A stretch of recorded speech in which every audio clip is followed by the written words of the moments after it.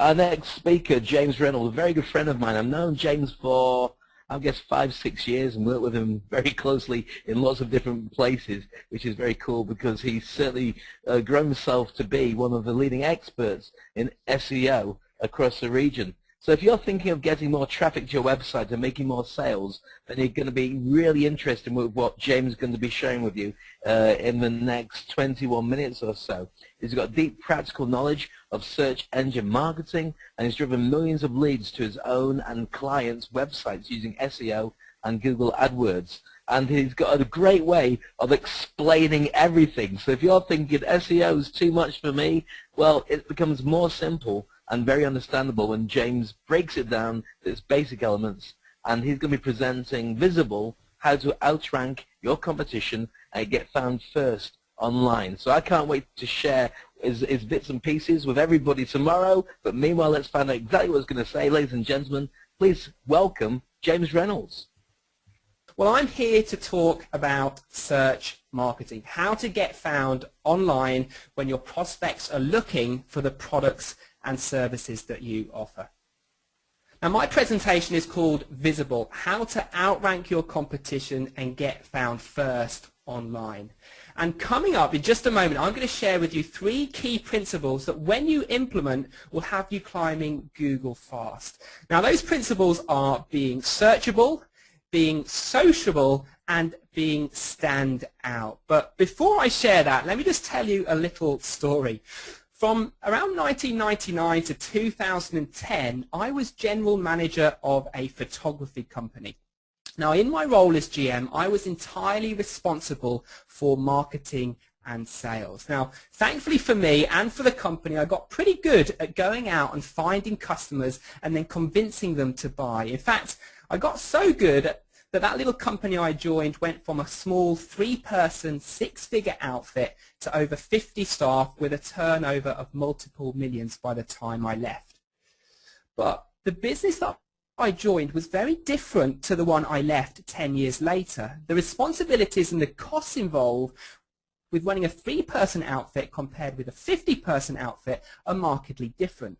Now, towards the end of my time with the photography company, amidst the financial downturn, we were chasing new business every single month just to meet payroll and to make a little bit of extra profit. We were literally running in circles like a hamster on a wheels. We were doing some marketing, buying a newspaper ad, taking out a kiosk in a mall, perhaps blasting out an email list, and then crossed our fingers it would work and we'd make some sales. Now, much of the time it would work, but often, of course, it wouldn't. And running a business like this, not knowing where we'd find the next set of customers until we went out and tried some marketing was stressful. And I think if you're running your business like that now, you're probably as stressed now as I was back then. See, the trouble with the way that most businesses market themselves, as I did back with the photography company, is that we create something, perhaps a product or a service or website, and then we wait until we need sales, sometimes right until the last possible moment, at that do or die moment. We go out and we search for customers, throwing as much marketing as we can in the hope that we stumble across enough people who are interested in what we offer, and then we manage to convince enough of those people that we convince enough of those people that they need what we have right now, so we make some sales. Now, I'd long since moved on from the photography company before the penny kind of really finally dropped with me, but in 2010, kind of after exploring online marketing for some time, I realized that most of us had got it the wrong way round. We're spending our time searching for customers and then convincing them they need what we have, when what we should be doing really is spending our time being more searchable to those who have already decided they want what we've got. Now, last year there were 1,873,000,000,000 searches on Google, and many of them were for products and services just like yours. Now, to make that number a little bit more manageable, that is 3.5 million searches per minute on Google. And remember that Google don't have complete market share. They only contain about 64% of market. So this number is far, far bigger when you consider all search engines.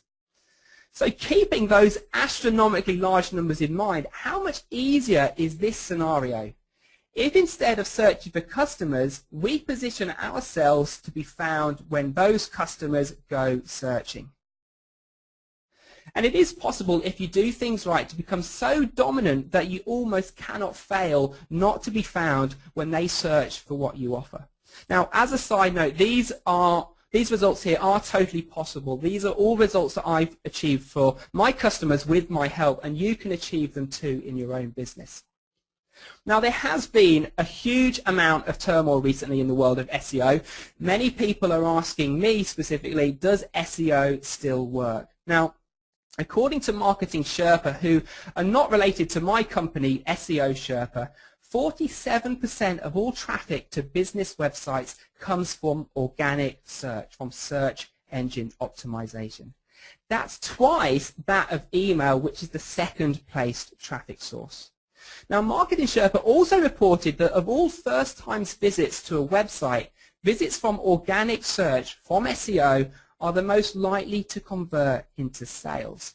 And why is that? Well, because visitors to you from search engines have already decided that they want what you have to offer. They just basically did a search for you on Google, Yahoo, and Bing, so you know that they want what you've got. So as long as you've got a good website and a good offer, they're really likely to convert into leads or into sales. Now, if your website is not appearing in the search results right now, it's not your fault. Search engine optimization can be a tricky subject. It's difficult to navigate, and of course, there are a bunch of people out there who claim to be experts guiding you down the wrong path. And of course, SEO can also seem a little bit mysterious. I've heard customers describe it as kind of like this online voodoo or witchcraft or this mysterious black box of tricks. And of course, ultimately, no one outside of Google really know how their ranking algorithm works. So you can be excused for not taking on this stuff yourself. So when it comes to search marketing, here's what you want. You want to be ahead of your competitors, and you want to be number one. And here's why. When you're number one on Google, you get the lion's share of traffic. In fact, you get 3 times the amount of clicks than your nearest competitor when you're ranked number one. The prime real estate on Google and the other search engines really is number one spot, or at least top 5. If you can't make the top spot, top 5 positions will get you doing pretty well. But if you're outside the top 5, or worse still, you're on page 2, you can forget about it, because who clicks on page 2? I rarely do, and I'm sure you are the same as well. So we know there are a lot of searches happening online right now, but what about the future? Well, search engine usage continues to rise. In the GCC countries, here in the Middle East, Google usage is growing at a whopping 25% per annum. And the majority of that is really being fueled by searches on mobile devices. About 2 weeks ago, I attended an event put on by my friends at Google, and they revealed that 53% of searches happening on Google in the UAE happen from mobile devices, which is quite astounding. So looking at those sort of numbers, do you think that search marketing, being the most searchable in your market, is something you should be working on for your business? Well, I guess let's take a look, shall we? In recent years, with search engine usage growing, more people are searching online for both weird and wonderful things and your everyday consumable products and services. Some businesses have positioned themselves to be in front of those searches, others have not. So whilst the likes of Netflix have prospered, Blockbuster have struggled. And the same goes for H&B, for Woolworths, and other established businesses who failed to become searchable online. They've all floundered. But don't think this is just about the big businesses. It also affects small businesses, perhaps those like yours.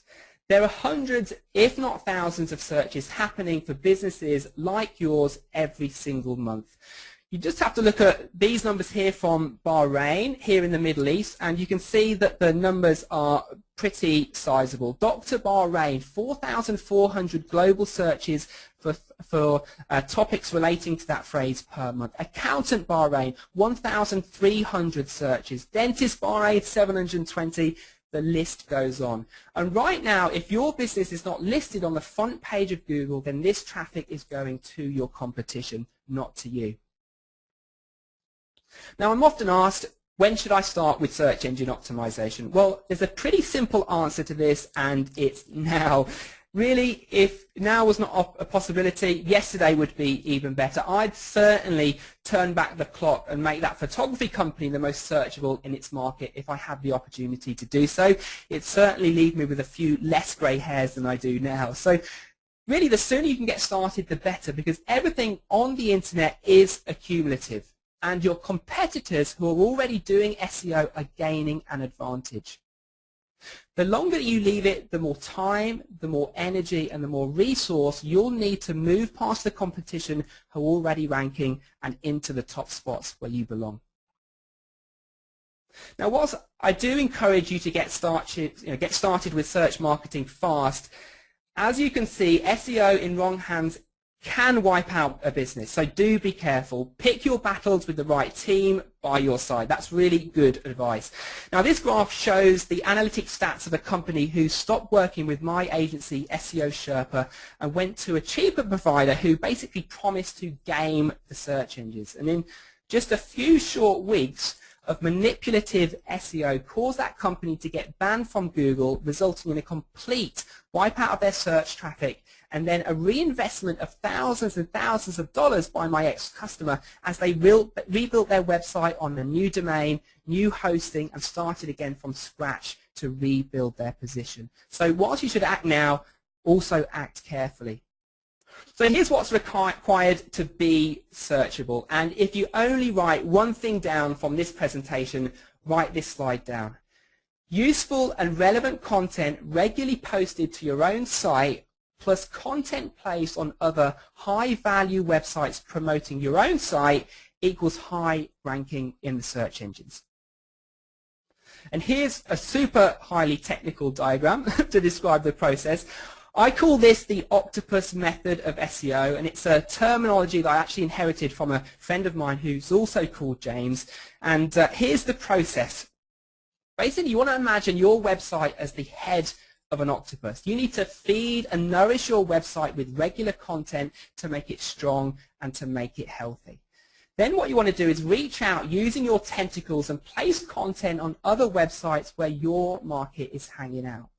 Place content about your website on YouTube, place it on news websites, place it on your social media channels, place it on blogs, broadcast it to your list, syndicate it with RSS, podcasts on iTunes, post it to Facebook, post it to all of these places, because then not only will you find new customers there, but when you mention your website or link to it from that content, these kind of virtual style endorsements will make your website more relevant to Google and your ranking will increase. So let's talk a little bit about what makes a well-structured website that's easily searchable. Now imagine a search engine friendly website to be a little bit like a kite. It should be lightweight and contain good relevant content. It should be well structured and easy to control. Now with a website like that, when you add a breeze of promotion to your website, it will lift up the rankings. Trouble is, many of us out there are really trying to fly a brick. We're using spun, copied content, we're using flash animation, all of this placed on a site that's not been updated in years. Unfortunately, sites like that will just not rank anymore.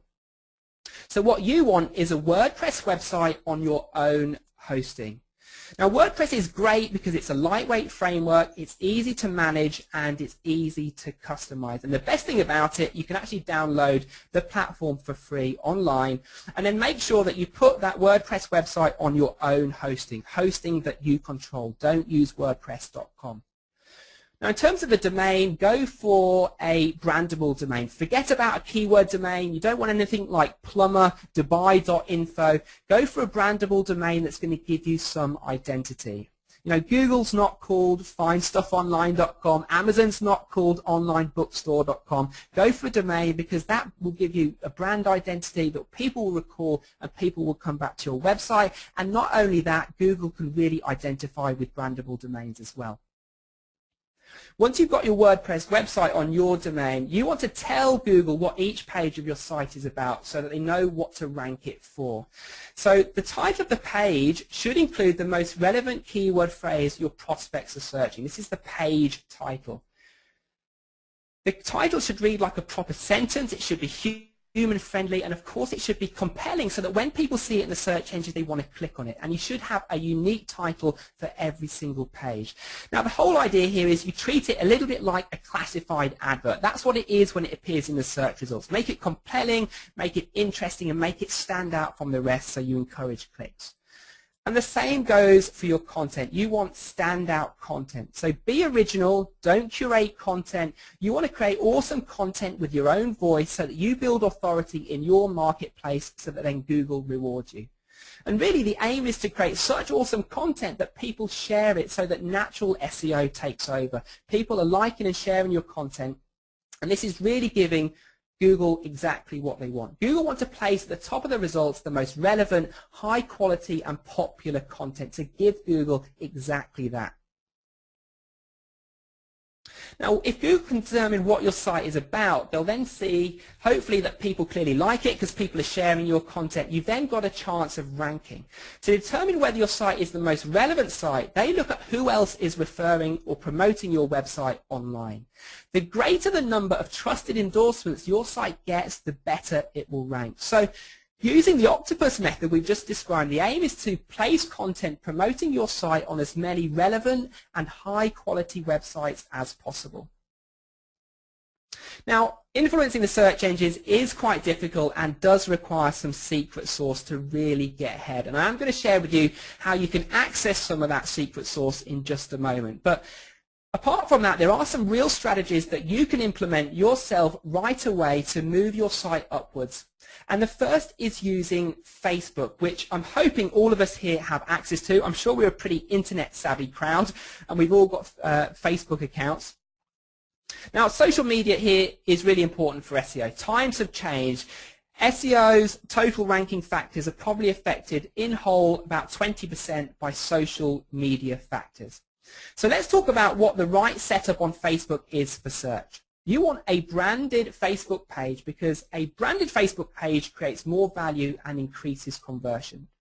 In the bio section of your Facebook page, you want to link to your website, and then on your website, you want to link to your Facebook page so that Google know that the two are connected. Now, whatever you do on your Facebook page will influence your search engine rank because Google can see they're one and the same person.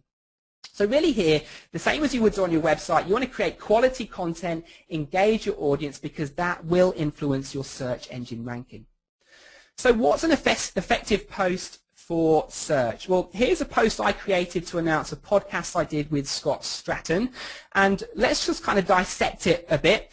You'll see that the title here is a reasonably compelling title, and it's capitalized to stand out, and it's less than 90 characters long. It's quite short. That's important. Then I've got a strong call to action linking to my website. Now you can see here that already the post is getting a fair bit of engagement. There's about 30 likes and a share, and this is all going to be tracked by Google. They're going to see that this post is being shared and interacted with by a lot of people. Therefore, they can see that this post is reasonably influential. So this is going to have a bearing on search engine results. And because, of course, we have linked the post to a particular page on the website, Google know the two are connected, as I said. Now here's the cool bit. Because I made the title less than 90 characters long, it fits perfectly within a promoted post ad. So now when I get not just tens of likes on that post, but I get hundreds of likes and shares, this all positively influences where my website will rank within the search results. This is a strategy you can easily implement yourself. Okay, so the next one is concerning press releases. Again, that's something that you can walk away with and do today yourself. Now here's an example of a press release that I submitted to PR Web last year. It was about how my company, SEO Sherpa, helped local businesses amid the kind of panic of the Google Panda update, one of the algorithm updates. And within an hour, that press release was republished from PR Web onto Yahoo News, which is kind of ironic, seeing it's all about Google. But anyway, it got published within an hour on Yahoo News. A week or so later, that same press release had been republished 2,200 times on the internet, and I could tell that because I searched the exact title within Google and there was 2,200 results. A month or so after that, that same press release had been republished 23,000 times, all with mentions of my brand name so Google could see me being influential, and all with links coming back to my website, which is positively influencing my rank. Now here's the really cool bit. I logged then into Twilr, which is a Twitter alert system, and Twilr showed 99 new results for SEO Sherpa the next day. And that was happening because people that are on social media subscribe to news updates and then automatically retweet them to repurpose and send content out to their own audiences. Now bear in mind that Twilr only shows 99 new results per day. There was probably far more than this. So whilst a lot of SEO people might tell you that press releases, they're just not as effective as they were, they don't pass PageRank, you should be doing them because press releases show up in the places your market is hanging out so you can acquire new customers, and then people share them across social channels, which positively influences where your site will rank. So here's what it comes down to in kind of a wrap-up. A quality website plus multiple marketing streams is what you want. Okay, you want to have a good quality website and then reach out to multiple places using that kind of octopus method we've described, because that will get you new customers from new places. It also makes your website extremely relevant. Google can see that you're authoritative and it's robust. You're not relying on just one traffic source.